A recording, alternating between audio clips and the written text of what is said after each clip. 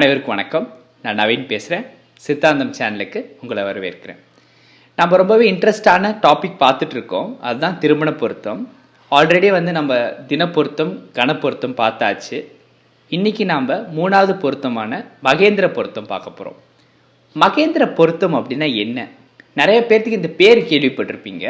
ஆனால் இது என்ன பர்பஸ்க்காக இருக்குது, எதுக்காக இந்த பொருத்தம் ரொம்ப முக்கியமாக பார்க்குறாங்க அப்படின்றத நான் உங்களுக்கு சொல்ல போகிறேன். தின பொருத்தம் அப்படின்னா கணவன் மனைவிக்குள்ளே இருக்க மன ஒற்றுமை பற்றி சொல்கிறது.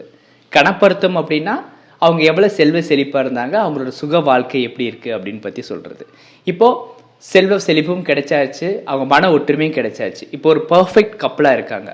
ஆனால் இன்னும் அடுத்த விஷயம், அடுத்த லெவல் அவங்க போகணும் அப்படின்னா அடுத்து என்ன அப்படின்னு பார்த்தீங்கன்னா குழந்தை செல்வத்தை பற்றி தான் நம்ம சொல்ல போகிறோம். மகேந்திர பொருத்தம் குழந்தை செல்வத்துக்கு ரொம்ப முக்கியமான பொருத்தம் அப்படின்னு சொல்கிறாங்க. ஒரு ஆணும் பெண்ணும் கல்யாணம் பண்ணுறதுக்கு முன்னாடியே பொருத்தத்தை பார்க்கும்போது இவங்களோட குழந்தை பாக்கியம் எப்படி இருக்குது, இவங்களோட குழந்தை செல்வம் எப்படி இருக்குன்னு நம்மளால் ப்ரெடிக்ட் பண்ண முடியும். இதை ப்ரெடிக்ட் பண்ணுறோம் இல்லைங்களா? இந்த ப்ரெடிக்ஷன், இந்த குழந்தை செல்வத்தை பற்றி சொல்கிறது தான் மகேந்திர பொருத்தம். மகேந்திர பொருத்தம் எப்படி பார்க்குறாங்க அப்படின்னு பார்த்தீங்கன்னா, பெண்ணோட நட்சத்திரத்தில் இருந்து ஆணோட நட்சத்திரம் எத்தனாவதாக வருது, அதாவது 4, 7, 10, 13, 16, 19, 22, 25வது நட்சத்திரமாக ஆணோட நட்சத்திரம் வந்துச்சுன்னா அவங்களுக்கு மகேந்திர பொருத்தம் இருக்குது. ஸோ மகேந்திர பொருத்தம் இருக்கனால அவங்களுக்கு குழந்தை செல்வம் நல்லாவே இருக்கும். இந்த ஜாதகர்கள் கல்யாணம் பண்ணிக்கிட்டாங்க அப்படின்னா இவங்க நல்லா இருப்பாங்க அப்படின்னு சொல்லலாம். மகேந்திர பொருத்தம் இல்லாத பட்சத்தில் என்ன பண்ணுறது அப்படின்னு பார்த்தீங்கன்னா, கவலைப்பட வேண்டாம். ஏன்னா அவங்களோட ஜாதகத்தில் குரு நல்ல இடத்துல இருக்காரு, 5வது வீட்டோட அதிபதி நல்லா இருக்காரு, 5வது வீட்டில் நல்ல கிரகம் இருக்கு அப்படின்னா கண்டிப்பாக அவங்களுக்கு குழந்தை பாக்கியம் இருக்கும்.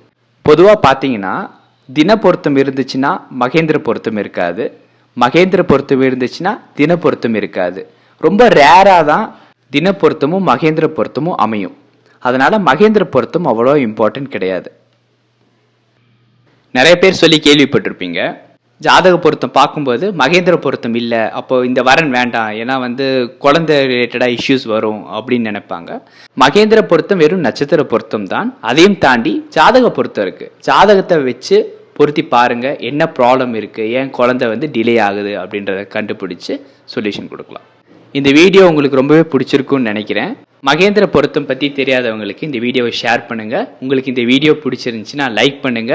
உங்களோட ஒப்பீனியனை நம்ம கமெண்ட்ஸில் போடுங்க. அடுத்த வீடியோவில் நம்ம ஸ்திரீ தீர்க்க பொருத்தத்தை பற்றி பார்க்க போகிறோம். இது ரொம்பவே இன்ட்ரெஸ்டான டாப்பிக்காக இருக்கும். நம்ம சேனலில் சப்ஸ்கிரைப் பண்ணாமல் இருந்தால் மறக்காமல் சப்ஸ்கிரைப் பண்ணிக்கோங்க. அடுத்த வீடியோவில் சந்திப்போம். நன்றி, வணக்கம்.